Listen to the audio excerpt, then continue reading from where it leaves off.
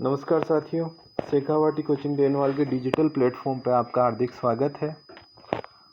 Shekhawati coaching Denwal की तरफ से आप सब लोगों को हार्दिक शुभकामनाएं जिन्होंने भी सीईटी का पेपर, ग्रेजुएशन लेवल का पेपर आप लोगों ने दिया है।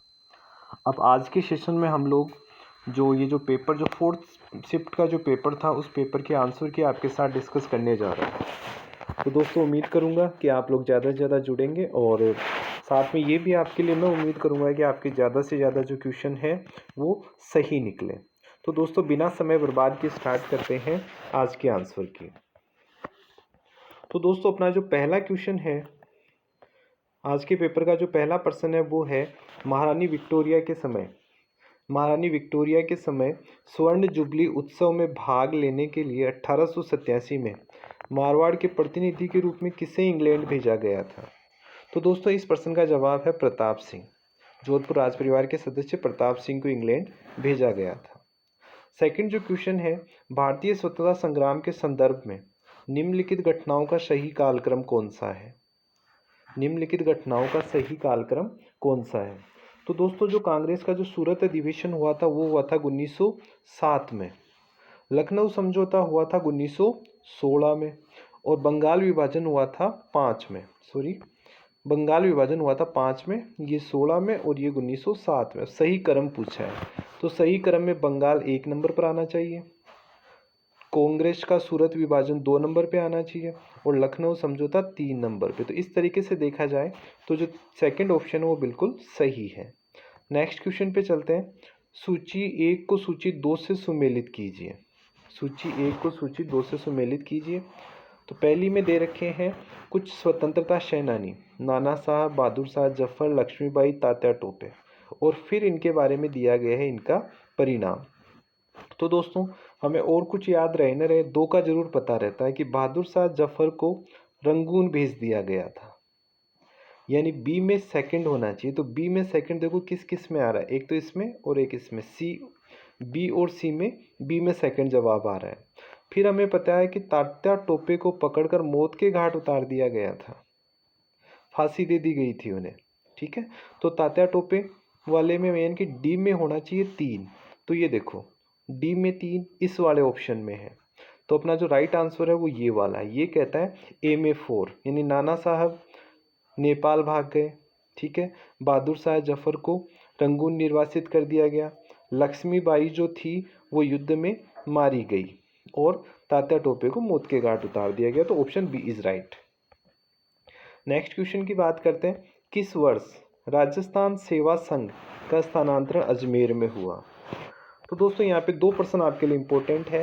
पहला तो राजस्थान सेवा संघ की मैं स्थापना की बात करूं तो इसकी स्थापना होती है 1919 में और जगह का नाम है वर्धा महाराष्ट्र में स्थापना हुई और 1920 में इसे स्थानांतरित कर दिया गया। कहाँ पर? अजमेर में। कहाँ पर? अजमेर में। तो दोस्तों, सही आंसर है 1920। अगला क्वेश्चन है, अलवर के किस शासक के समय नीमूचाणा कांड हुआ था? तो दोस्तों, नीमूचाणा कांड के समय अलवर के जो शासक थे वो थे महाराजा जय सिंह। जनरल डायर जो था, जिसे छाजू सिंह, राजस्थान का छाजू सिंह को जनरल डायर कहा जाता है, तो ये महाराजा जय सिंह का ही सेनापति था वो। ठीक है, नेक्स्ट क्वेश्चन पे चलते हैं। जवाहरलाल नेहरू की अध्यक्षता में अखिल भारतीय देशी राज्य लोक परिषद का 7वां अधिवेशन कहाँ हुआ? तो दोस्तों, ये जो 7वां अधिवेशन हुआ था वो हुआ था उदयपुर में, झीलों की नगरी उदयपुर में। अगला प्रश्न, किसके नेतृत्व में शेखावाटी किसान आंदोलन में 10,000 से अधिक महिलाओं ने भाग लिया? दोस्तों, पहले वाली अभी तीसरी शिफ्ट में भी ये क्वेश्चन आया था और वो थी किशोरी देवी। और उस दौरान मैंने काफ़ी अच्छे से इसके बारे में डिस्कस भी किया था कि जब पुरुषों के 5 लोगों से ज़्यादा के इकट्ठे होने पर प्रतिबंध लगा दिया था तो महिलाओं ने सम्मेलन कर लिया था, तो वो थी किशोरी देवी। अगले प्रश्न की बात करें, मेवाड़ की पुकार 21 सूत्रीय मांग पत्र का संबंध किससे था? तो इसका संबंध था दोस्तों मोतीलाल तेजावत और गोकुल जाट से। ठीक है, इन्होंने मेवाड़ महाराणा के पास 21 सूत्री मांग पत्र भेजा था। नेक्स्ट क्वेश्चन की बात करें तो मौलवी लियाकत अली, अगला क्वेश्चन कहता है मौलवी लियाकत अली जिन्होंने 1857 के स्वतंत्रता संग्राम के दौरान महत्वपूर्ण भूमिका निभाई थी, निम्नलिखित में से किस शहर से उनका संबंध है? तो दोस्तों उनका संबंध है इलाहाबाद से। लियाकत अली का संबंध किससे था? इलाहाबाद से। नेक्स्ट क्वेश्चन पे आते हैं। आरजी भंडारकर और आत्माराम पांडुरंग, आरजी भंडारकर और आत्माराम पांडुरंग किस संस्था से संबंधित थे? तो दोस्तों ये दोनों संबंधित थे किससे? प्रार्थना सभा से। किससे? प्रार्थना सभा से। नेक्स्ट क्वेश्चन, राजस्थान की किस रियासत और विशेष रूप से कौन से शासक ने ब्लू पोट्री को संरक्षण दिया?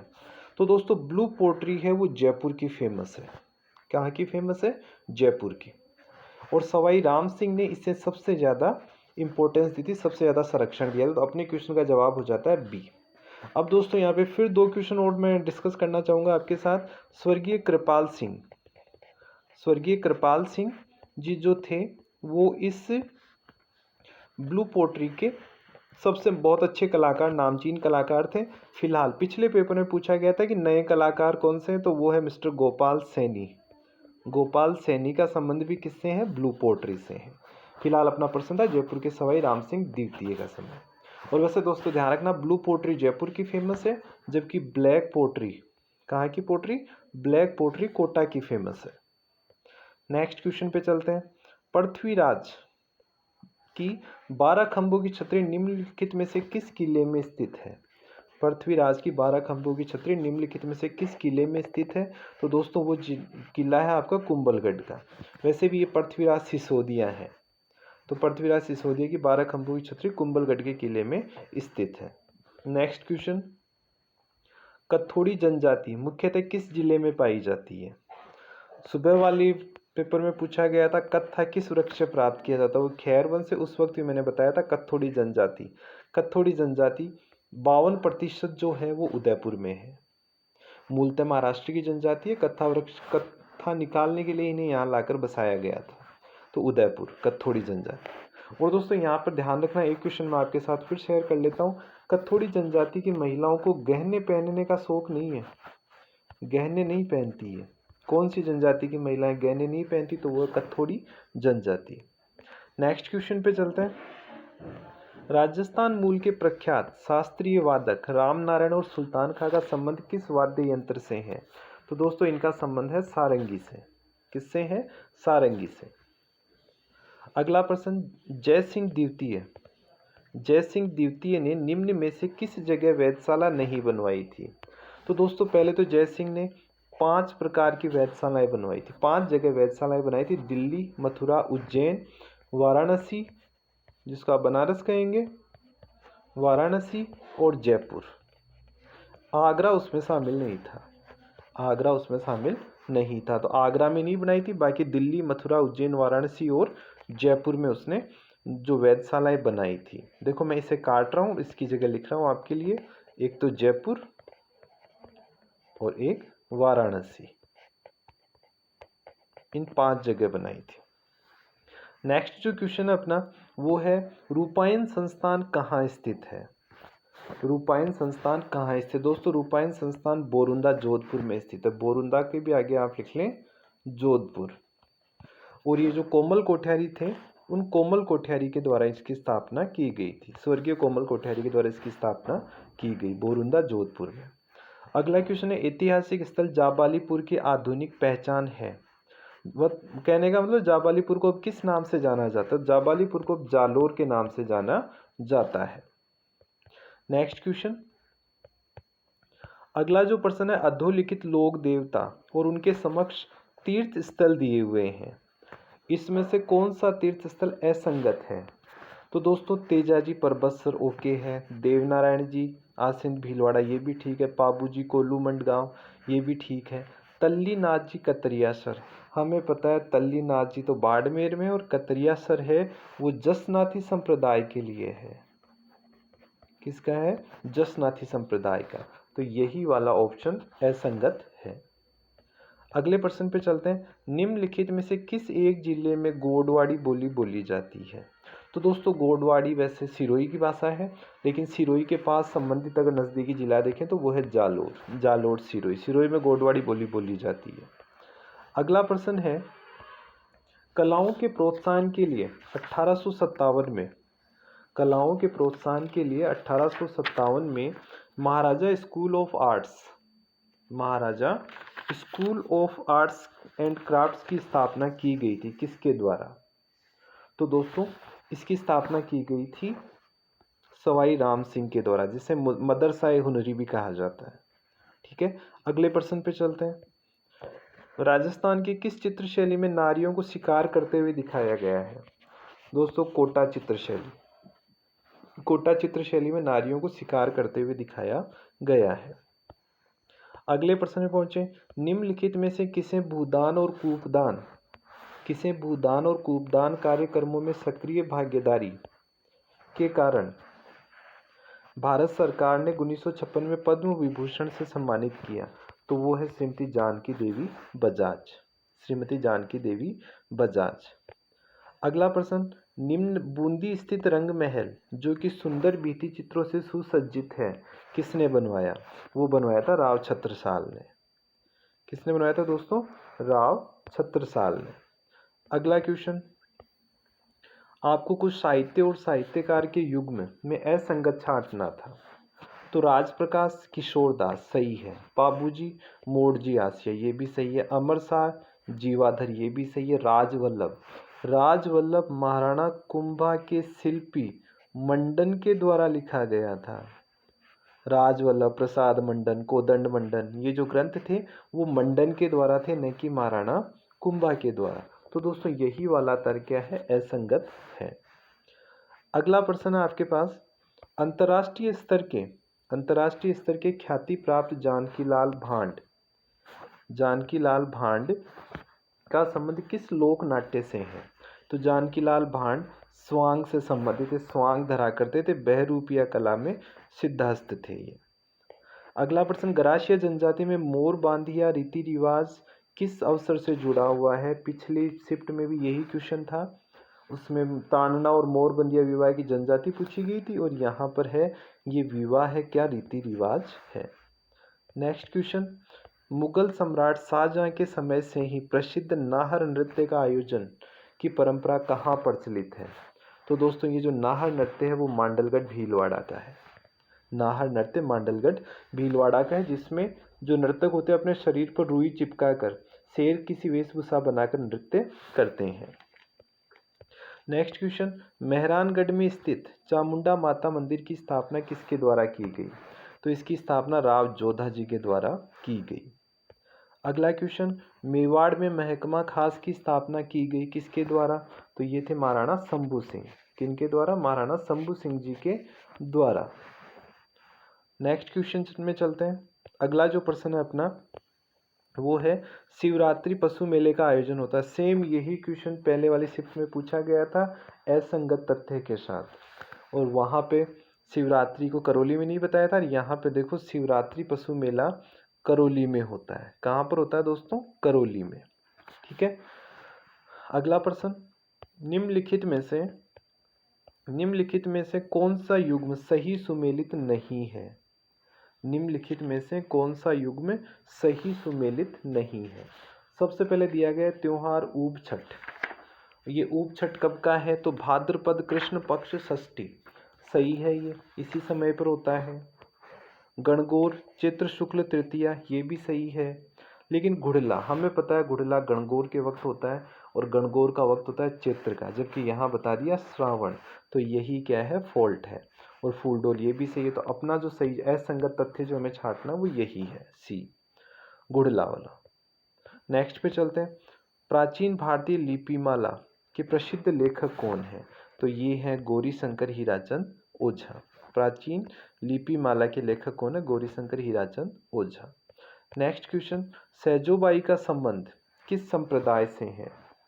सैजोबाई का संबंध किस संप्रदाय से है? तो सैजोबाई है भाई चरणदास जी की चरणदासी संप्रदाय से इनका संबंध था। अगला प्रश्न। निम्नलिखित में से कौन सा युग्म प्राचीन अंचल आधुनिक जिले सुमेलित नहीं है? तो दोस्तों पहले अवुर्ध प्रदेश वो सिरोही, जिसमें हम माउंट आबू बोलते हैं, आबू से अबुर्द बना है, तो अबुर्द प्रदेश सिरोही सही है। सीवी चित्तौड़गढ़ ये भी सही है। सपा दलक्ष चौहानों वाला अजमेर नागौर ये भी सही है, लेकिन बागड़ ये डूंगरपुर बांसवाड़ा हुआ करता था, नहीं कि सीकर और झुंझुनू। तो यही वाला फॉल्ट है, यही वाला अपना सही जवाब है, बागड़ सीकर झुंझुनू। अगले प्रश्न पे चलें। श्रीलाल जोशी का संबंध है, श्रीलाल जोशी का संबंध है किससे? फड़ चित्रण से। किससे संबंध है इनका? फड़ चित्रण से, फड़ चित्रण। ठीक है। अगला जो क्वेश्चन है वो है सूची 1 को सूची 2 से सुमेलित करें। सूची 1 को सूची 2 से सुमेलित करना है। इसमें दिए गए हैं कुछ विद्युत संयंत्रों के नाम और उनके सामने दिए गए हैं राज्य, उनके साथ हमें मैच करना है। तो सबसे पहले हम मैच करते हैं जिनके बारे में हम 100% कन्फर्म होते हैं कि सतपुड़ा। तो दोस्तों सतपुड़ा है मध्य प्रदेश में। ठीक है। धुवरन ये है गुजरात में। चलो 2 से ही अपना काम निकाल लेते हैं। ए में 4 होना चाहिए, इसका मतलब ये नहीं हो सकता, ये नहीं हो सकता। अब धुवरन गुजरात, बी में 3 होना चाहिए, तो ये ए में 4 बी में 3, ये वाला है अपना सही आंसर। और एक इसके हिसाब से टनकपुर कहाँ स्थित है? टनकपुर उत्तराखंड में स्थित है और दाभोल महाराष्ट्र में स्थित है। ठीक है। अगले क्वेश्चन पे चलते हैं। नेक्स्ट जो क्वेश्चन है, राष्ट्रीय कृषि आयोग ने सामाजिक वानिकी पद, राष्ट्रीय कृषि आयोग ने सामाजिक वानिकी पद का उपयोग सर्वप्रथम जिस वर्ष किया, तो दोस्तों वो वर्ष था 1976। अगला क्वेश्चन है, भारतीय मौसम विभाग के अनुसार जब वार्षिक वर्षा में कमी सामान्य वर्षा से इतने प्रतिशत होती है तो प्रचंड सूखे की स्थिति होती है। दोस्तों 50% से अधिक अगर ये वर्षा कम होती है तो प्रचंड सूखे की स्थिति बनती है। Option C is right. Next question पे चलते हैं। भारत में निम्नलिखित में से कौन सा जैव विविधता वाला हॉटस्पॉट है? किस क्षेत्र को जैव विविधता का हॉटस्पॉट कहा गया? तो दोस्तों पश्चिमी घाट, पश्चिमी घाट को जैव विविधता का हॉटस्पॉट कहते हैं। अगला है, रबर का सर्वाधिक उत्पादक राज्य कौन सा है? तो दोस्तों प्राकृतिक रबर का सर्वाधिक उत्पादक राज्य है केरला। कौन सा है? केरला। पिछली पारी में पूछा गया था सर्वाधिक लिंगानुपात वाला राज्य, तो केरला था। नेक्स्ट क्वेश्चन, अमन, ओस और बोरो, अमन, ओस और बोरो ये किस फसल से संबंधित है? तो दोस्तों ये चावल से संबंधित है। अमन, ओस और बोरो किससे संबंधित है? चावल से। चावल की जो अलग अलग समय पर जो खेती की जाती है उसे अमन, ओस और बोरो कहा जाता है। शीतकाल में, ग्रीष्मकाल में और मानसून के समय। ठीक है। अगला प्रश्न देखते हैं, बैरन और नारकोंडम क्या है? बैरन और नारकोंडम क्या है? तो ये भारत में पाई जाने वाली ज्वालामुखी है, वोल्केनोज है, ज्वालामुखी है। ठीक है, बैरन और नारकोंडम। अगले क्वेश्चन की तरफ चलते हैं। मेघालय पठार का सर्वोच्च शिखर या बिंदु है, तो वो है दोस्तों शिलोंग। कौन सा है? शिलोंग। अगला क्वेश्चन उठाते हैं, भारत में सबसे छोटा लंबाई वाला राजमार्ग, राष्ट्रीय राजमार्ग कौन सा है? तो दोस्तों सबसे कम लंबाई वाला है NH 966B, NH 966B ये सबसे छोटा राजमार्ग है। अगला प्रश्न है, निम्नलिखित में से कौन सी नदी रिफ्ट घाटी में बहती है? निम्न में से कौन सी नदी रिफ्ट घाटी में बहती है? तो दोस्तों वो नदी है नर्मदा। कौन सी है? नर्मदा। नेक्स्ट क्वेश्चन पे चलें। कोपेन के जलवायु वर्गीकरण के हिसाब से, कोपेन के जलवायु वर्गीकरण के हिसाब से राजस्थान के किन जिलों में स्टेपी जलवायु पाई जाती है? स्टेपी जलवायु किन किन जगहों पर पाई जाती है? दोस्तों स्टेपी जलवायु दिए गए ऑप्शन के हिसाब से आएगा बाड़मेर, जालौर और जोधपुर। कहाँ आएगा? बाड़मेर, जालौर और जोधपुर। नेक्स्ट क्वेश्चन, श्यामपुरा और भाट नहरें संबंधित है, श्यामपुरा और भाट नहरें संबंधित है किससे? श्यामपुरा और भाट नहरें किससे संबंधित है? तो दोस्तों ये जयसमंद झील, जयसमंद झील से निकाली गई दो नहरें हैं, श्यामपुरा और भाट। अगला प्रश्न है, राजस्थान के किस जिले में जिप्सी फेरस नामक मृदा मिलती है? तो दोस्तों ऐसी मृदा पाई जाती है बीकानेर में। जिप्सी फेरस, साई, रोजेक्स, रेवरीना ये क्या है? मिट्टियों के ही प्रकार हैं। अगला क्वेश्चन जो हम डिस्कस कर रहे हैं वो है टोंक जिले की जनकपुरा और कुशालपुरा खानें किस खनिज के उत्पादन हेतु जानी जाती है? टोंक जिले की जनकपुरा व कुशालपुरा खानें जिस खनिज के उत्पादन के लिए जानी जाती है वो है दोस्तों टोंक वाला तो गार्नेट के लिए। अगला प्रश्न, पूर्व पश्चिम गलियारा राजस्थान के निम्नलिखित में से किस जिले से होकर नहीं गुजरता? कोटा में तो इसके ऊपर हैंगिंग ब्रिज बना हुआ, सही है। कोटा, बूंदी, बारा तीनों सही है, केवल झालावाड़ में से नहीं गुजरता। तो अपना जो सही जवाब होगा वो है झालावाड़ से होकर ये नहीं गुजरता। ठीक है, अगले क्वेश्चन पे चले। राजस्थान का कौन सा जिला औसत वार्षिक वर्षा की मात्रा सर्वाधिक प्राप्त करता है? तो दोस्तों औसत वार्षिक वर्षा सर्वाधिक होती है कहाँ पर? झालावाड़ में। कहाँ होगी? झालावाड़ में। स्थान की बात करें तो माउंट आबू हो जाएगा। अगला जो क्वेश्चन है, मक्का राजस्थान की किस जनजाति का मुख्य भोजन है? हालांकि सुबह वाले पेपर में मक्का के बारे में पूछा गया था, यहाँ पर भी मक्का को किस जनजाति का मुख्य भोजन कहा गया है? तो वो है भील। कहाँ? भील। नेक्स्ट क्वेश्चन, राजस्थान के निम्नलिखित जिलों को उत्तर से दक्षिण की ओर सही क्रम में व्यवस्थित करें। उत्तर से दक्षिण की ओर सही क्रम में व्यवस्थित करें तो एक बार देखिए राजस्थान के मैप पे ही लिखते हैं। ये आपका श्री गंगानगर है, ये यहाँ पर बीकानेर है, फिर जोधपुर है और फिर यहाँ पर है जालोर। तो पहले आएगा आपका श्री गंगानगर 1 नंबर पर। तो 1 नंबर पर श्री गंगानगर सही है। दूसरे नंबर पर बीकानेर आना चाहिए 4 नंबर वाला। तो 1 और 4 यहीं पे अपने कूट सेट हो जाते हैं। तीसरे नंबर पर आना चाहिए जोधपुर और चौथे पर आना चाहिए जालोर।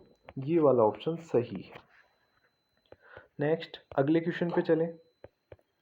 अगला जो क्वेश्चन है, निम्नलिखित में से कौन सा संरक्षित क्षेत्र झुंझुनू जिले में विस्तृत नहीं है? कौन सा झुंझुनू जिले में विस्तृत नहीं है? तो दोस्तों वो जो झुंझुनू में नहीं आने वाला है गोगेलाव। वो कौन सा है? गोगेलाव। बाकी मनसा माता, साकंबरी, बीड तीनों कहाँ पर है? झुंझुनू में है। अगला क्वेश्चन, राजस्थान की बांका पट्टी। राजस्थान की बांका पट्टी, देखो पिछले पेपर में पूछा गया था बांकड़ी परियोजना, वो जालोर में थी। और यहाँ पर है बांका पट्टी, इसको कुबड़ पट्टी भी कहते हैं। इसको क्या बोलते हैं? कुबड़ पट्टी। तो दोस्तों यहाँ पर ये किस समस्या से ग्रसित है? तो दोस्तों यहाँ के पानी में पाया जाता है फ्लोराइड।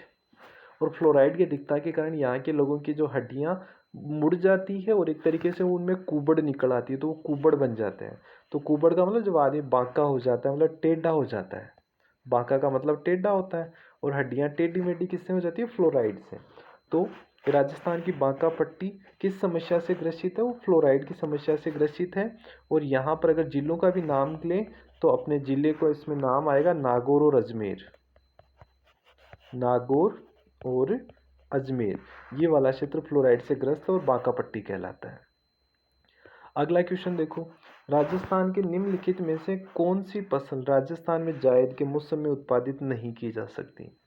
जायद होती है भाई बेल लताओं वाला मौसम, जिसमें अपने खास तौर पर तरबूज, खरबूज, काकड़ी, ये तो तीनों एक साथ की फसलें। तो ये भी होगी, ये भी होगी, ये भी होगी। कौन सी नहीं होगी? सोयाबीन। और यही अपने से प्रश्न पूछा गया, कौन सी फसल उत्पादित नहीं होती? सोयाबीन नहीं होती भाई। अगले प्रश्न पे चलें। कौन सा असत्य है? कौन सा असत्य है?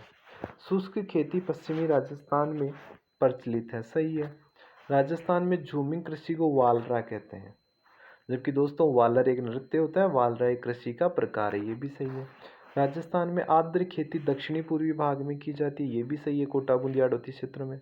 राजस्थान को 14 कृषि जलवायु खंडों में बांटा गया, ये गलत है दोस्तों, 10 कृषि जलवायु खंडों में ही बांटा गया है। तो ये गलत है, लेकिन अपने हमें गलत ही ढूंढना था, तो डी इस प्रश्न का जवाब हो जाएगा। अगले प्रश्न पे चलें। भारत में कौन सी प्रथम सिंचाई परियोजना है जिसमें छिड़काव सिंचाई या फव्वारा सिंचाई को अनिवार्य कर दिया गया था?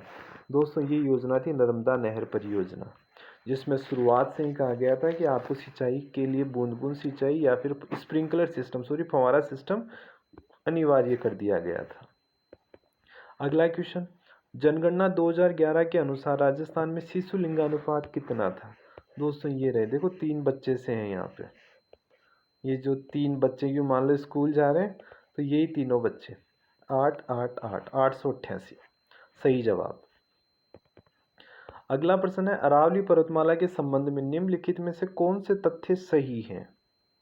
तो पहली लाइन पढ़ते हैं, इसका निर्माण कैम्ब्रियन युग में हुआ था। अरे नहीं यार, इसका निर्माण हुआ था प्री कैम्ब्रियन युग में। किस में हुआ था? प्री कैम्ब्रियन युग में हुआ था। यहाँ प्री और लिखना था।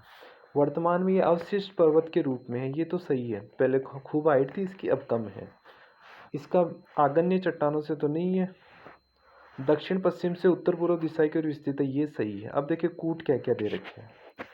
तीसरा और चौथा सही है जी? नहीं, तीसरा तो गलत है। फिर 1 2 3 4 ये भी गलत है, ये भी गलत है। दूसरा और चौथा सही पूछे है ना, तो ये दूसरा सही है, चौथा सही है, और एक और दो नहीं। तो फिर अपना सही जवाब ये वाला होगा दोस्तों। सही जवाब कौन सा होगा इस ऑप्शन में? सी, जो कि दूसरे को और चौथे को सही बताता है और वो सही भी है। नेक्स्ट अगले प्रश्न में चलें। भारत के संविधान में कौन सा संविधान संशोधन अधिनियम राजस्थान मंत्रिपरिषद के आकार को सीमित करता है? भारतीय संविधान का कौन सा संशोधन राजस्थान मंत्रिपरिषद के आकार को सीमित करता है? तो दोस्तों हमें पता है 91वां संविधान संशोधन 2003 ये डिसाइड करता है कि किसी भी राज्य या कहीं की भी जो मंत्रिपरिषद है उसका आकार निचले सदन की सदस्य संख्या के 15% से ज़्यादा नहीं होना चाहिए। और 15% के हिसाब से ही राजस्थान में कितने होते हैं? अधिकतम 30 होते हैं। और ये कौन से संशोधन में है? 91वां संविधान संशोधन 2003। तो यही है इसका सही जवाब। नेक्स्ट क्वेश्चन, राजस्थान के उप मुख्यमंत्रियों के बारे में कौन सी जोड़ी सुमेलित है? राजस्थान के मुख्यमंत्रियों के बारे में कौन सी जोड़ी सुमेलित है? तो दोस्तों फिलहाल तो सबसे लेटेस्ट जो मुख्यमंत्री उप मुख्यमंत्री बनाए गए थे वो कौन है? सचिन पायलट। अब हमें ये देखना है कि बाकी वालों में से कौन सा उप मुख्यमंत्री बना है। देखो उप मुख्यमंत्री बनने वालों की अगर मैं बात करूं तो टीकाराम पालीवाल उप मुख्यमंत्री रहे हैं, कमला बेनीवाल उप मुख्यमंत्री रही है, ठीक है। रही बात ये, लेकिन ये दोनों मैचिंग में नहीं है। अब देखो इसके साथ शिवचरण माथुर ये मुख्यमंत्री नहीं, उप मुख्यमंत्री नहीं रहे, सॉरी। तो अपने पास सही जवाब क्या है? कमला बेनीवाल रही है, सचिन पायलट रहे हैं। कमला बेनीवाल रही और सचिन पायलट रहे। तो अपना सही जो जवाब है वो कौन सा होगा? कमला बेनीवाल और सचिन पायलट, ये है उप मुख्यमंत्रियों की सही जोड़ी। अगला प्रश्न, राजस्थान राज्य सूचना आयोग सूचना नहीं देने पर अधिकतम कितनी राशि जुर्माना राशि आरोपित कर सकता है? तो अधिकतम दोस्तों 15,000 रुपये आरोपित कर सकता है, वरना 250 रुपये प्रतिदिन। 250 रुपये प्रतिदिन या 15,000 रुपये अधिकतम राशि का जुर्माना आरोपित कर सकता है। नेक्स्ट क्वेश्चन, निम्नलिखित में से कौन राजस्थान की प्रथम महिला राज्यसभा सदस्य चुनी गई थी? निम्नलिखित में से कौन राजस्थान की प्रथम महिला राज्यसभा सदस्य चुनी गई थी? तो दोस्तों अगर प्रथम राज्यसभा सदस्य या सांसद की बात करें तो वो है शारदा भार्गव। लेकिन सेकंड ऑप्शन है आपके पास गायत्री देवी। गायत्री देवी भी किसी चीज़ के लिए फेमस थी, तो वह राजस्थान की प्रथम लोकसभा सांसद थी। क्या थी? लोकसभा सांसद थी। ये लोकसभा में जाने वाली प्रथम महिला है और ये राज्यसभा, शारदा भार्गव राज्यसभा में जाने वाली प्रथम महिला। तो फिलहाल अपना जवाब है शारदा भार्गव। अगले क्वेश्चन की बात करें, कौन सा संवैधानिक संशोधन ईडब्ल्यूएस आरक्षण से संबंधित है? कौन सा संवैधानिक संशोधन ईडब्ल्यूएस आरक्षण से संबंधित है? तो दोस्तों ईडब्ल्यूएस से संबंधित है ये संविधान संशोधन नंबर 103। कौन सा? 103। नेक्स्ट क्वेश्चन पे चलें, मौलाना आज़ाद स्वतंत्र भारत के प्रथम विधि मंत्री कौन थे? तो दोस्तों स्वतंत्र भारत के प्रथम विधि मंत्री थे doctor B R Ambedkar. Doctor B R Ambedkar. अगले प्रश्न पे चलते हैं, निम्नलिखित में से कौन सा एक युग्म राजस्थान के राज्यपाल और पूर्व पद में सुमेलित नहीं है? तो दोस्तों पहले दिया गया मदन लाल खुराना, जो इससे पहले दिल्ली के मुख्यमंत्री थे, सही है ये। कल्याण सिंह यहाँ आने से पहले उत्तर प्रदेश के मुख्यमंत्री थे, ये भी सही है। राम नायक उत्तर प्रदेश के राज्यपाल रहे थे, ये भी सही है। कलराज मिश्र वर्तमान में तो राजस्थान के राज्यपाल हैं, लेकिन इससे पहले वो उत्तर प्रदेश के राज्यपाल नहीं रहे।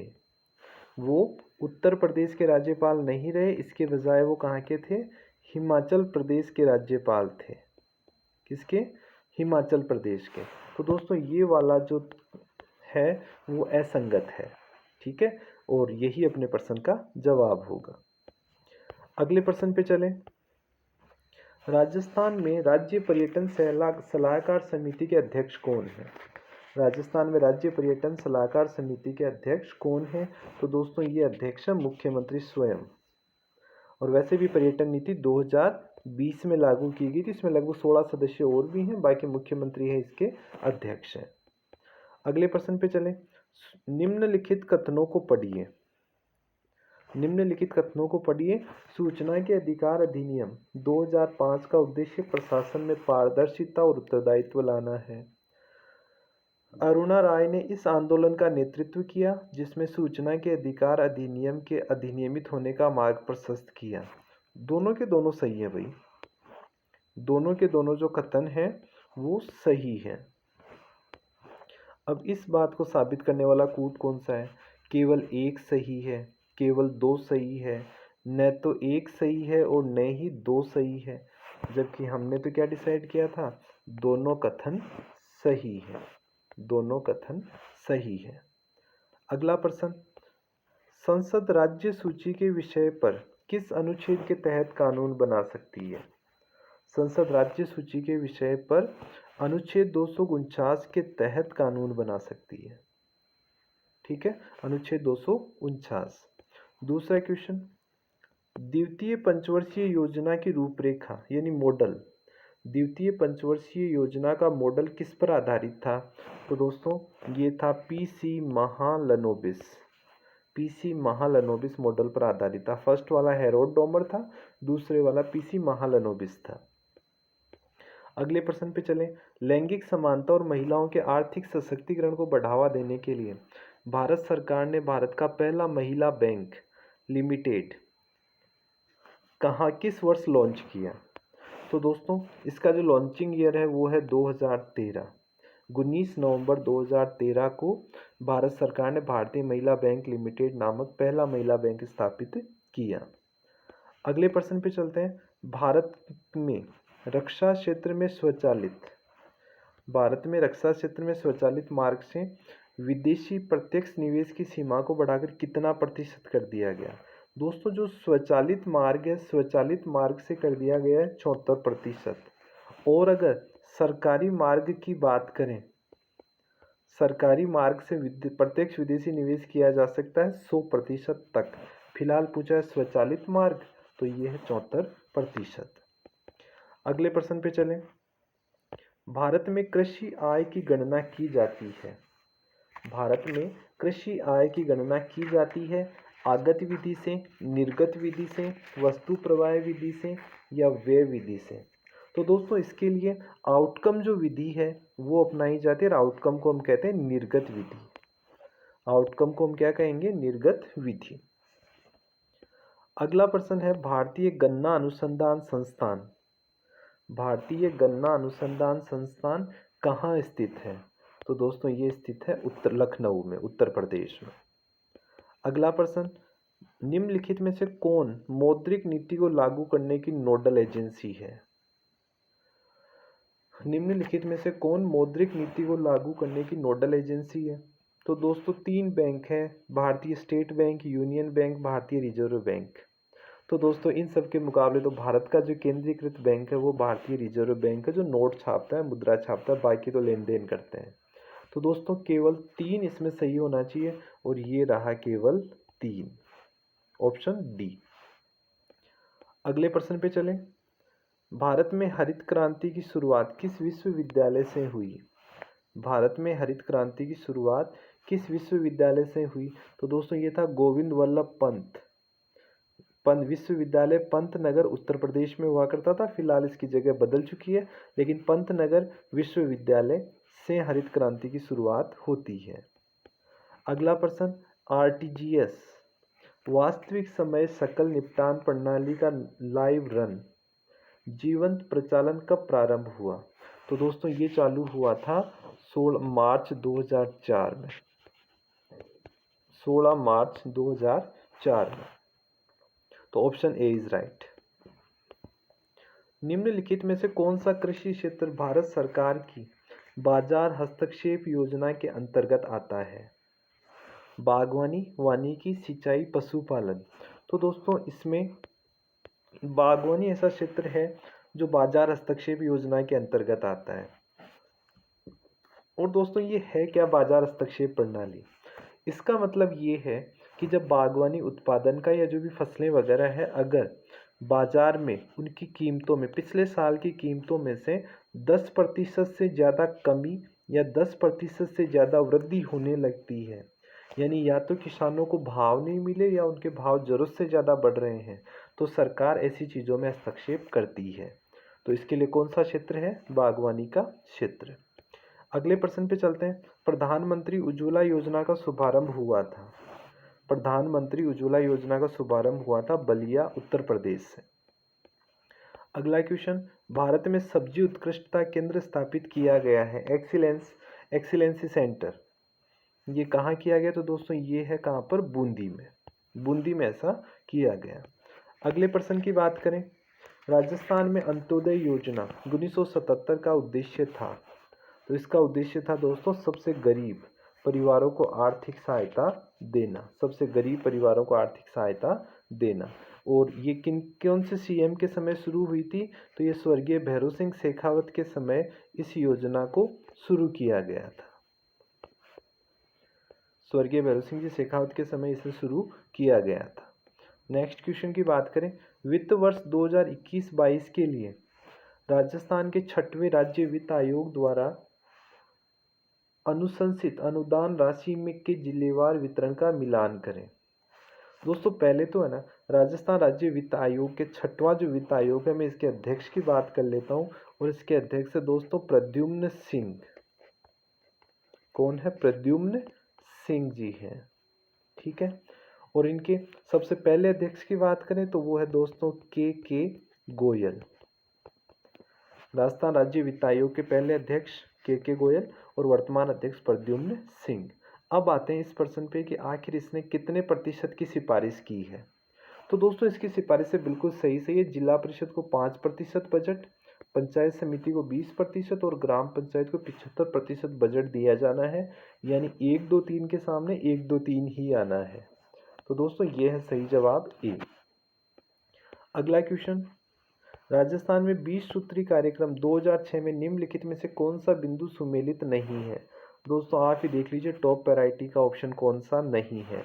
श्रमिक कल्याण है, इसमें किसानों का सहयोग ये भी है, गरीबी उन्मूलन ये भी है, शहरी सड़कें बनाना शायद ये 20 सूत्री कार्यक्रम का हिस्सा नहीं था। तो अपना जो सबसे, हालांकि जो सम्मिलित नहीं है पूछा गया, तो इसका जवाब ये होगा, कौन सा? शहरी सड़कें। अगले प्रश्न पे चलें, निम्नलिखित में से कौन सुमेलित नहीं, यानी सिंचाई परियोजना और स्थान? तो दोस्तों बांकली जालोर, बांकली जालोर सही है अपनी जगह। बैतली बारा ये भी सही है। भीमलत बूंदी ये भी सही है। इंदिरा लिफ्ट नहर गंगानगर, ये इंदिरा गांधी लिफ्ट ये इंदिरा गांधी नहर परियोजना नहीं है, इंदिरा लिफ्ट है जो गंगानगर में नहीं है। तो दोस्तों अपने क्वेश्चन का जो जवाब होगा वो होगा इंदिरा लिफ्ट गंगानगर। अगला प्रश्न, राजस्थान में मुख्यमंत्री पर्यटन उद्योग संबल योजना कब प्रारंभ की गई? राजस्थान में मुख्यमंत्री पर्यटन उद्योग संबल योजना कब प्रारंभ की गई? तो दोस्तों ये की गई है 2021 में, 2021 डी ऑप्शन। अगला प्रश्न, इंदिरा महिला शक्ति उड़ान योजना संबंधित है। इंदिरा महिला शक्ति उड़ान योजना IM उड़ान योजना संबंधित है। तो दोस्तों ये है प्रजनन आयु की लड़कियों और महिलाओं को मुफ्त सैनिटरी नैपकिन का वितरण। ऑप्शन ए इसका सही जवाब होगा। अगले प्रश्न पे चलें, राजस्थान में टंगस्टन का उत्पादन कहाँ होता है? बहुत अच्छा क्वेश्चन है। डेगाना नागौर में, और एक वालदा सिरोही भी है। फिलहाल डेगाना आपको जवाब मिला है। अगले प्रश्न पे चलें, राजस्थान सरकार द्वारा घोषित जेट्रोफा बीज का समर्थन मूल्य है? जेट्रोफा बीज का समर्थन मूल्य रखा गया दोस्तों 12 रुपये प्रति किलोग्राम। कितना? 12 रुपये प्रति किलोग्राम जेट्रोफा, जो कि बायोडीजल बनाने के काम आता है, उस बायोडीजल का समर्थन मूल्य रखा गया है। अगला प्रश्न, इंदिरा गांधी नहर परियोजना में लिफ्ट नहरों की संख्या है 7 है। कितनी है दोस्तों? 7। ठीक है। उसके बाद में अगले प्रश्न पे आते हैं, विश्व सतत विकास शिखर सम्मेलन फरवरी 2022 की मेजबानी किस संस्था द्वारा की गई? तो दोस्तों ये संस्था थी ऊर्जा एवं संसाधन संस्थान TERI के द्वारा। ठीक है, ऊर्जा एवं संसाधन संस्थान के द्वारा। अगला प्रश्न, हाल ही में सितंबर 2022 में किस देश की प्रधानमंत्री ने राजस्थान का दौरा किया था? तो बांग्लादेश की जो प्रधानमंत्री थी शेख हसीना, उन्होंने राजस्थान और अजमेर शरीफ की जो दरगाह है वहां तक का उन्होंने दौरा किया था। अगला प्रश्न, किस भारतीय खिलाड़ी ने जर्मन ओपन बैडमिंटन 2022 का रजत पदक प्राप्त किया? तो वो है दोस्तों लक्ष्य सेन। किसके द्वारा? लक्ष्य सेन के द्वारा ऐसा किया गया। अगला प्रश्न, पद्म भूषण पुरस्कार से सम्मानित अभिजीत सेन निम्नलिखित में से किस पेशे से संबंधित थे? तो दोस्तों इकोनॉमिस्ट थे, अर्थशास्त्री थे। अगला प्रश्न, वर्तमान में राजस्थान विधानसभा की महिला एवं बाल कल्याण समिति की अध्यक्षा कौन है? तो वो है अनीता बघेल। कौन है? श्रीमती अनीता बघेल, जो विधायक हैं। अगले प्रश्न की बात करें, राजस्थान में वर्तमान लोकायुक्त कौन है? राजस्थान में वर्तमान लोकायुक्त कौन है? तो दोस्तों वर्तमान जो लोकायुक्त है राजस्थान में वो है प्रताप कृष्ण लोहरा। प्रताप कृष्ण लोहरा। ये जीके व्यास कौन है? तो गोपाल कृष्ण व्यास है मानवाधिकार आयोग के अध्यक्ष। जो ह्यूमन राइट जो कमीशन है उसके अध्यक्ष जीके व्यास, और प्रताप कृष्ण लोहरा है लोकायुक्त। कौन है दोस्तों? लोकायुक्त है।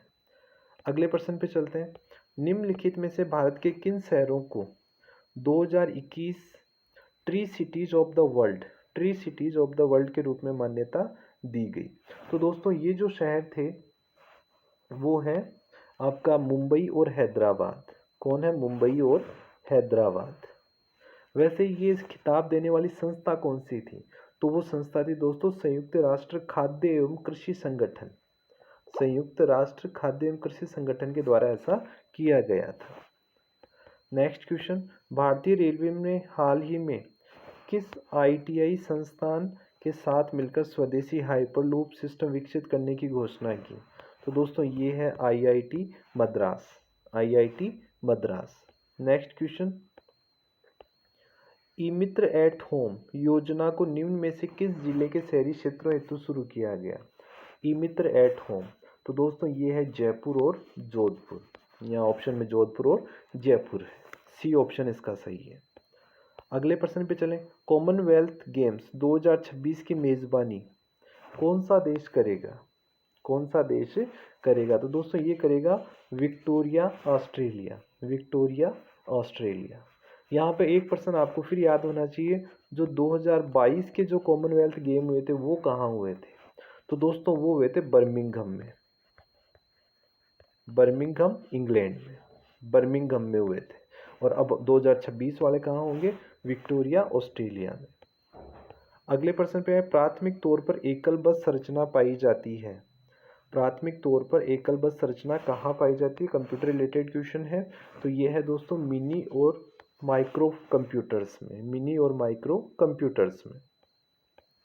अगले प्रश्न की बात करें, निम्नलिखित में से कौन सा एक साउंड फाइल फॉर्मेट है? साउंड फाइल फॉर्मेट है दोस्तों ये है WAV files, wave files. Next, अगला जो क्वेश्चन, निम्नलिखित में से कौन सा एंटीवायरस सॉफ्टवेयर नहीं है? निम्नलिखित में से कौन सा एंटीवायरस सॉफ्टवेयर नहीं है? तो दोस्तों नेव, ये एंटीवायरस सॉफ्टवेयर नहीं है। नेक्स्ट क्वेश्चन की बात करें, MS वर्ड 2019 के संदर्भ में निम्नलिखित कथनों पर विचार करें। तो दोस्तों इस ऑप्शन में जो केवल एक ऑप्शन को सही बताने वाला ऑप्शन सही है।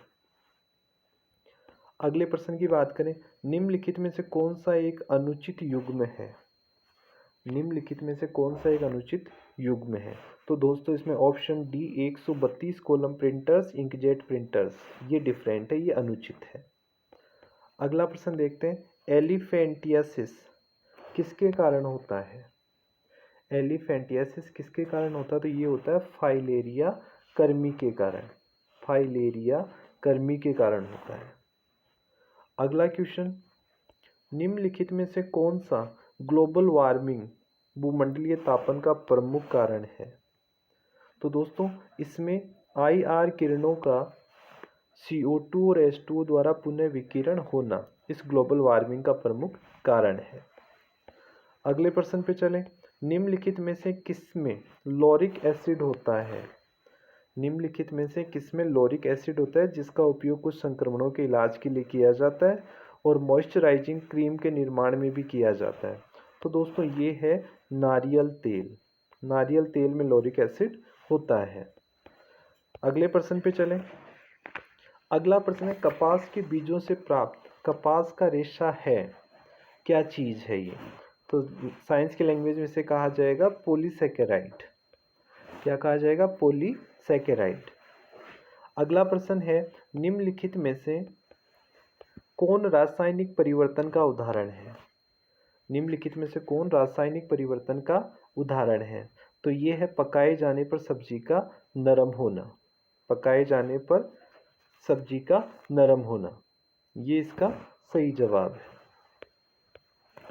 अगला है, विक्रम एस क्या है? विक्रम एस क्या है? तो भारत का प्रथम निजी निर्मित रॉकेट।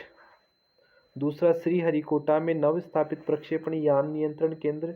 मौसम की जानकारी हेतु भेजा गया भारतीय उपग्रह, या नासा में स्थापित प्रक्षेपण यान नियंत्रण केंद्र। तो दोस्तों जो फर्स्ट ऑप्शन है, भारत का प्रथम निजी निर्मित रॉकेट है विक्रम एस। अगले प्रश्न पे चलें, आर्टिफिशियल रेनिंग यानी कृत्रिम वर्षा और क्लाउड सीडिंग के लिए सबसे अधिक इस्तेमाल किया जाता है। तो दोस्तों वो याद जो उपयोग किया जाने वाला जो तत्व है वो है सिल्वर आयोडाइड। वो है सिल्वर आयोडाइड, ऑप्शन बी। अगले प्रश्न पे चलें, पृथ्वी की भू सतह से भू स्थिर उपग्रह की ऊंचाई लगभग होती है। इसकी ऊंचाई लगभग होती है 36,000 किलोमीटर। 36,000 किलोमीटर। अगले प्रश्न पे चलें, वेब 3.0 के संदर्भ में निम्नलिखित कथनों पर विचार कीजिए। निम्नलिखित कथनों पर विचार कीजिए। पहला है, वेब 3.0 ब्लॉकचेन तकनीक पर आधारित है। दूसरा, वेब 3.0 अंतर सरकारी पैनल पर संचालित है। तीसरा, वेब 0.3 तकनीक लोगों को अपने डेटा को नियंत्रित करने में सक्षम बनाती है। तो दोस्तों इसमें से कौन से सही हैं? तो यहाँ पे हम बात करें तो ऑप्शन 1 और 3 यानी ये और ये, ऑप्शन 1 और 3 इसमें सही है, जो ऑप्शन सी बता रहा है। अगले प्रश्न पे चलें, बोना ग्रह सिरिस किसके मध्य स्थित है? बोना ग्रह सिरिस किसके मध्य स्थित है? तो दोस्तों जो बोना, इसके लिए ऑप्शन मिले हैं हमें, बृहस्पति और मंगल, शनि और अरुण, बृहस्पति और शनि, अरुण और वरुण। तो दोस्तों इसमें जो एग्जैक्ट आंसर है वो बृहस्पति और शनि। बृहस्पति और शनि। अगला प्रश्न है, कितने वर्षों में 80,000 रुपये 10% वार्षिक ब्याज दर पर अर्धवार्षिक चक्रवृद्धि से 92,610 रुपये हो जाएंगे? दोस्तों जनरल मैथ का क्वेश्चन और हमारी टीम के हिसाब से इसका जवाब है 1.5 वर्ष। कितना है? 1.5 वर्ष। अगले प्रश्न पे चलें, 7 संख्याओं का औसत 39 है और इनमें से 3 संख्याओं का औसत 27 है, तो बची हुई 4 संख्याओं का औसत किसके बराबर है? तो दोस्तों इसका मैं डायरेक्ट आपसे आंसर डिस्कस कर लेता हूँ, वो है 48। बची हुई 4 संख्याओं का औसत है 48। अगला जो प्रश्न है अपने पास, सुधीर और संजय की वर्तमान आयु का अनुपात 4:5 है। 5 वर्ष बाद इनकी आयु के अनुपात 5:6 हो जाएंगे। सुधीर की वर्तमान आयु बताओ। तो दोस्तों सुधीर की वर्तमान आयु है 20 वर्ष। कितनी है? 20 वर्ष। अगले प्रश्न पे चलें, एक समबाहु त्रिभुज एक समबाहु त्रिभुज और एक आयत की परिमाप का योग 90 सेंटीमीटर है। त्रिभुज का क्षेत्रफल t।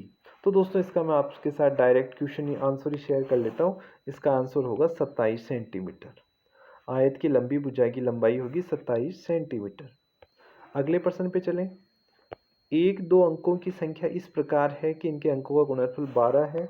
दोस्तों इस क्वेश्चन का जवाब होने वाला है डी 26। इससे अगले क्वेश्चन पे चलें। नीचे दिए गए चित्र में कितने त्रिभुज हैं? नीचे दिए गए चित्र में कितने त्रिभुज हैं? तो दोस्तों इसमें त्रिभुज है कितने?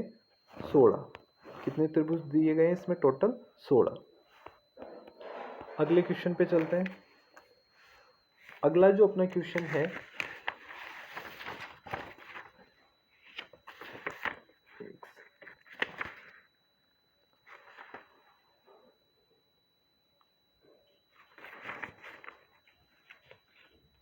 हाँ, जहाँ दो कथनों के पश्चात दो निष्कर्ष दिए जाते हो। तो दोस्तों इसमें जो क्वेश्चन नंबर 122 है, पढ़ने में काफ़ी वक्त लग जाएगा। मैं डायरेक्ट आपके साथ इसका आंसर शेयर कर रहा हूँ और वो है बी, यदि केवल निष्कर्ष दो का अनुसरण करता है तो। अगला प्रश्न है अपना, लड़कों की एक कक्षा में एक ही पंक्ति में खड़े हैं। इस क्रम में लड़का दोनों सिरों से 33वें स्थान पर है। कक्षा में कुल कितने लड़के हैं? दोनों तरफ से 33वें स्थान पर, तो कक्षा में कुल लड़के होंगे दोस्तों 65, क्योंकि 66 होंगे तो ज़्यादा हो जाएंगे। 33वां दोनों साइड से आ रहा है, दोनों साइड 32 लोग हैं और एक ही खुद। अगले प्रश्न पे चलें। अज्ञात संख्या ज्ञात कीजिए। क्वेश्चन नंबर 124 में जो अज्ञात संख्या है वो है दोस्तों 184। यहाँ पर आने वाली संख्या कौन सी है? 184। अगले प्रश्न पे चलें। यदि दक्षिण पूर्व दिशा उत्तर दिशा बन जाती है, तो दोस्तों इस दिशा वाले क्वेश्चन का भी मैं डायरेक्ट आपके साथ आंसर शेयर करूंगा। वो है उत्तर पूर्व। अगले प्रश्न पे चलें। एक निश्चित कूट भाषा में यदि साउंड को ABCD कहा जाता है तो उसी भाषा में रीडर को क्या कहा जाएगा? तो दोस्तों रीडर के लिए यहाँ पर जो ऑप्शन सी है आपका UTVDTU कहा जाएगा। रीडर को ये कहा जाएगा। ठीक है, नेक्स्ट क्वेश्चन पे चलें। निम्न चित्र में पानी व दर्पण के प्रतिबिंब क्रमशः है। निम्न चित्र में पानी व दर्पण के प्रतिबिंब क्रमशः है। तो दोस्तों इसमें आपका जो ऑप्शन जो बी वाला जो ऑप्शन है, इसमें जो आकृति दिखाई गई है वो सही है। कौन से वाली? बी वाली। अगले प्रश्न पे चलें।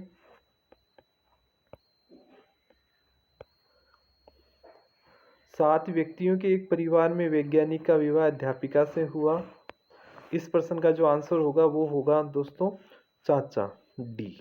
इसका ऑप्शन होगा डी। नेक्स्ट क्वेश्चन पे चलें। निम्नलिखित संख्या श्रेणी का अगला पद है। संख्या श्रेणी का अगला पद है 642 के बाद क्या आएगा? तो दोस्तों यहाँ पर आएगा 531 आएगा। अगला प्रश्न, एक घन की सभी सतहों को लाल रंग से रंगा गया। तो इस क्वेश्चन का भी मैं आपके साथ डायरेक्ट क्वेश्चन आंसर ही शेयर करूंगा और वो है 54। तो कितने घनों की केवल एक सतह रंगी गई? तो वो होगा 54 होगा। चलिए अगले क्वेश्चन पे चलते हैं। अगला जो पार्ट है वो है हिंदी का, सामान्य हिंदी के प्रश्न है। सबसे पहला कहा गया असंगत विकल्प को चुनिए। तो इसमें जैसे सोकुमारी है तो दो उपसर्गों से निर्मित शब्द, पर्युत्सुक परि व उद उपसर्ग से बना शब्द, प्रागैतिहासिक प्राग उत्सर्ग व इक प्रत्यय से बना हुआ और अप्रत्यक्ष ए एवं प्रति उपसर्गों से बना शब्द। तो दोस्तों हमारी एक्सपर्ट टीम के हिसाब से इसमें सबसे असंगत विकल्प है सोकुमारी है, दो उपसर्गों से निर्मित शब्द। अगला जो क्वेश्चन है, निम्नलिखित में से किस शब्द का संधि विच्छेद असंगत है? तो दोस्तों जो ऑप्शन बी है ज्योतिष चक्र, ज्योति प्लस चक्र, ये असंगत है, ये गलत है। अगले प्रश्न पे चलें। सबसे अलग स्थिति उक्त अर्थ की बोधक लोकोक्ति है।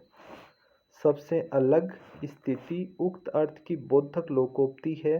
बालू से तेल निकाल, ये तू डाल डाल मैं पात पात, बालू से तेल निकालना, तीन लोक से मथुरा न्यारी और चमड़ी जाए पर दमड़ी न जाए। तो दोस्तों सबसे अलग स्थिति वाली बात होगी तीन लोक सु मथुरा न्यारी। ये लोकोक्ति इसी अर्थ को प्रतिपादित करती है। अगला प्रश्न है, अशुद्ध शब्द समूह में निम्न विकल्प का चयन कीजिए। अशुद्ध कौन से वाला है, इस प्रश्न की बात हो रही है। तो निर्भय, निर्लोभ, निस्वार्थ, निरुत्साह है। इकाई, अहर्निश, पक्षीगण और कृतकृत्य। फिर है उपलक्ष्य, श्वेतांगी, प्रज्वलित और सांस। और तदुपरांत निराभिमान, अभिप्सा और आर्जवता। तो दोस्तों इस प्रश्न की अगर हम बात करें तो इस प्रश्न में सबसे जो अशुद्ध शब्द समूह है वो है दोस्तों डी ऑप्शन। डी ऑप्शन इसमें अशुद्ध शब्द समूह के रूप में चिन्हित किया गया है। अगला प्रश्न देखना, समास विग्रह की दृष्टि से असंगत विकल्प चुनिए। समास विग्रह की दृष्टि से असंगत विकल्प चुनिए। तो दोस्तों इसमें जो चक्षुश्रवा है वह असंगत है, वह जो चक्षुओं से देखता है, ये असंगत विकल्प है। अगले प्रश्न पे चलें, अरण्य का पर्यायवाची शब्द है। अरण्य का पर्यायवाची शब्द है दोस्तों कानन, जंगल। फिर उससे अगले प्रश्न पे चलते हैं, निम्नलिखित में से कौन सी कार्यालय पत्र की विशेषता नहीं है। तो दोस्तों इसमें चिन्हांकन अनुच्छेद का प्रयोग समुचित किया जाना चाहिए। कार्यालय पत्र उद्देश्यपूर्ण व शिष्ट भाषा में होना चाहिए। पत्र सामासिक व अलंकारिक होना चाहिए। पत्र संक्षिप्त और प्रभाव उत्पादकता से युक्त होना चाहिए। तो दोस्तों फर्स्ट वाली बात सही है, सेकंड वाली सही है, ये फोर्थ वाली सही है, केवल यही है वो असंगत है। तो ये विशेषता नहीं होनी चाहिए। इसका जवाब है सी। कार्यालय पत्र वाले प्रश्न का जवाब होगा सी। अगले प्रश्न पे चलें, असंगत विलोम युग्म का चयन कीजिए। असंगत विलोम युग्म का चयन कीजिए। तो दोस्तों इसमें असंलग्न जो असंगत विलोम युग्म है वो है अधम, ये बी वाला, अधम, महान, आज्ञा, अनुज्ञा।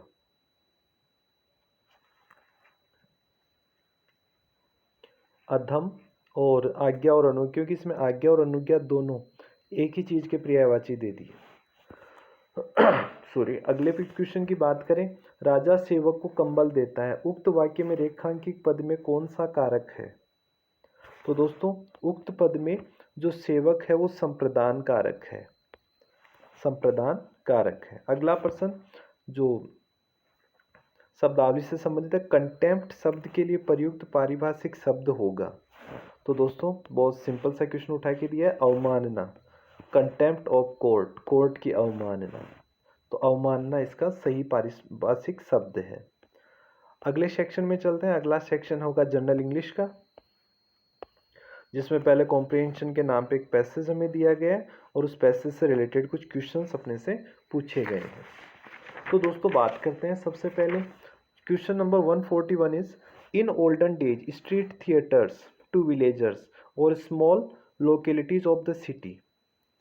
तो इस प्रश्न में कहा गया है कि पुराने ज़माने में जो स्ट्रीट थिएटर्स थे वो शहर के छोटे छोटे शहरों में, गाँव तक ही सीमित थे। हाँ दोस्तों इसका जो सही जवाब है वो है सी, वाज रेस्ट्रिक्टेड, वाज रेस्ट्रिक्टेड। हालांकि काफ़ी लोगों ने जैसे जो शब्दों से शब्द मिलाने वाले ट्रिक से इस प्रश्न को गलत किया होगा, उसने अनलाइक दिया था और यहाँ पे कुछ और आ रहा है। अगला प्रश्न देखते हैं, which of the following word, which of the following word in the passage means regardless. Regardless बिना ध्यान दिए। तो देखो बिना ध्यान दिए का मतलब क्या होगा, ध्यान नहीं दे, रेस्ट्रिक्टेड प्रतिबंधित, मोबिलाइज आगे चलाना, कंटेम्प्रेरी समकालीन, डेस्पाइट इसका मतलब होता है के बावजूद, कुछ हो रहा है उसके बावजूद, और बावजूद का मतलब के बावजूद, इसका मतलब बिना ध्यान दिए, बिना ध्यान दिए। तो दोस्तों ऑप्शन बी इज राइट। इसका जो सही जवाब है वो है despite, despite, despite. Next question पे चलते हैं, which of the following word in the passage is the opposite of stabilisation. कि उपरोक्त जो पैसेज है, which of the following word, निम्नलिखित शब्दों में से जो कि पैसेज में दिए गए हैं, स्टेबिलाईजेशन का अपोजिट क्या है। दोस्तों स्टेबिलाईजेशन है स्टेबल, स्टेबल यानी स्थिर करना, स्थिर करना, स्थिरीकरण, जो कुछ है उसको वहीं पे मान लेना। तो दोस्तों इसका अपोजिट पूछा है, तो देखो अपोजिट क्या होगा, स्टेबलाइज्ड, वही स्थापित, वही वाला वर्ड है, एंशियंट प्राचीन, प्रोपोगेटिंग प्रचार करना, कोई सेंस नहीं है। रिफॉर्म, रिफॉर्म का मतलब होता है दोस्तों सुधार करना, और सुधार करने के लिए हमें पूर्व स्थिति में परिवर्तन लाना पड़ता है, यानी जो स्थिर था उसमें परिवर्तन लाएंगे तो रिफॉर्म होगा, नया रूप आएगा। तो अपोजिट है इसका स्टेबलाइजेशन का, रिफॉर्म। सही जवाब होगा दोस्तों सी, रिफॉर्म। अगले प्रश्न पे चलें, fill in the blanks correct article. Correct article बनवाना, sugar is good for our health.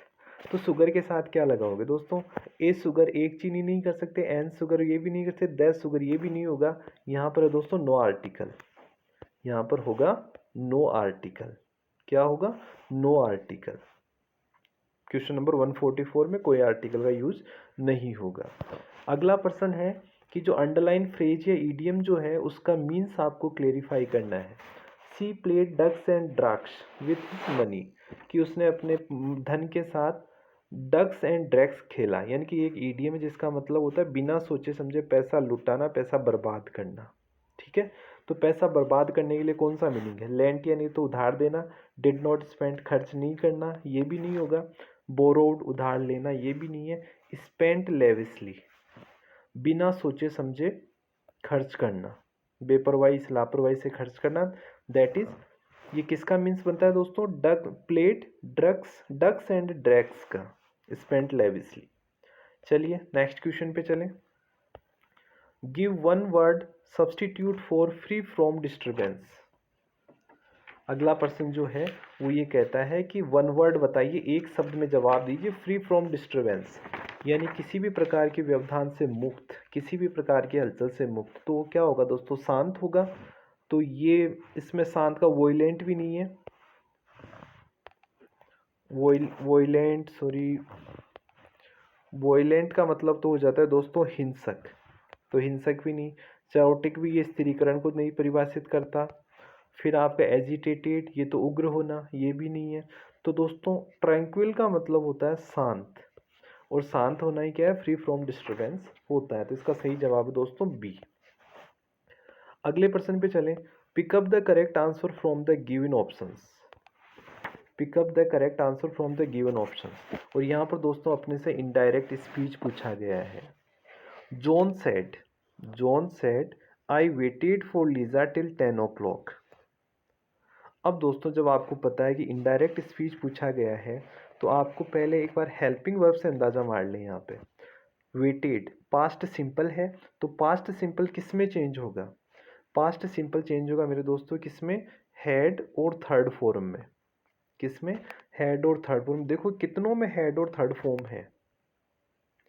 तो दोस्तों पहले वाला जो ऑप्शन है, John told me that he waited for Lisa till 10 o'clock, इसमें तो हैड थर्ड फॉर्म नहीं है, इसका मतलब ये सही जवाब नहीं है।